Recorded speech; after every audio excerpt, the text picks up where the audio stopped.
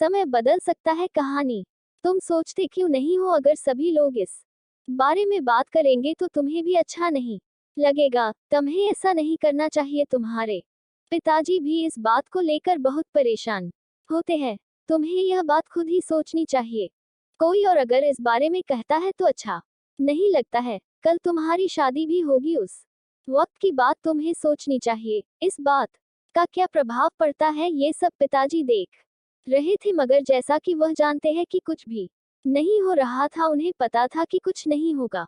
उसे कहने और समझाने का कोई फर्क नहीं पड़ रहा है। वह सभी की बातें सुनकर चला जाता है, मगर उसे कोई भी फर्क नहीं पड़ रहा था। उसके पिताजी हमेशा यही चिंता करते थे कि अगर ये जल्दी ही अपनी सभी जिम्मेदारी को नहीं समझता है तो बहुत परेशानी होती है। मगर ये किस बारे में सोचता है, ये कोई भी काम नहीं करना चाहता है। ऐसा कब तक चलेगा, इसे सोचना चाहिए, मगर यह सोचता नहीं है। अब हम इस बारे में बात कर रहे थे, वह उठकर चला गया है। इसे कोई फर्क नहीं पड़ता है। हमें अब इसे कुछ भी कहने के बारे में नहीं सोचना चाहिए।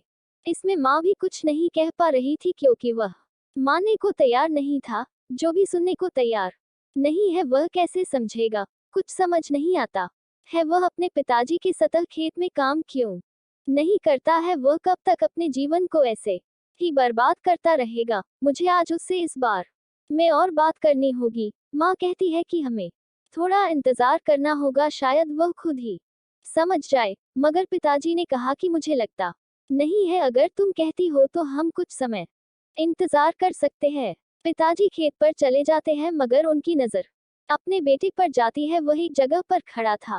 पिताजी उससे कुछ कहना चाहते थे, मगर अपनी पत्नी की बात याद आई तो वह उससे कुछ न कह सके। सोचा कि कुछ समय और देखते हैं, इसलिए वह बिना कुछ कहे ही वहां से चले गए थे।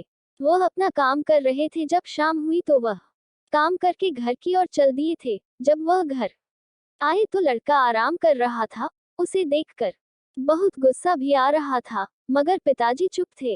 वह कुछ देर बाद खाना खाने लगे थे। लड़के ने खाना खाया और आराम करने लगा था। माँ कहती है कि बेटा कुछ समय अपने पिताजी के साथ में भी बिताना चाहिए, शायद उन्हें तुमसे कुछ कहना होगा। लड़के ने कहा कि इनके पास तो एक ही बात है, वह काम के बारे में बात करते हैं। उनके पास कोई और भी बात नहीं है जिस बारे में मुझे लगता है, इसलिए बात करने से कोई लाभ नहीं होगा। ये बात सुनकर पिताजी को और भी बहुत तेज गुस्सा आ रहा था, मगर वह चुप थे। वह कुछ नहीं कह पा रहे थे।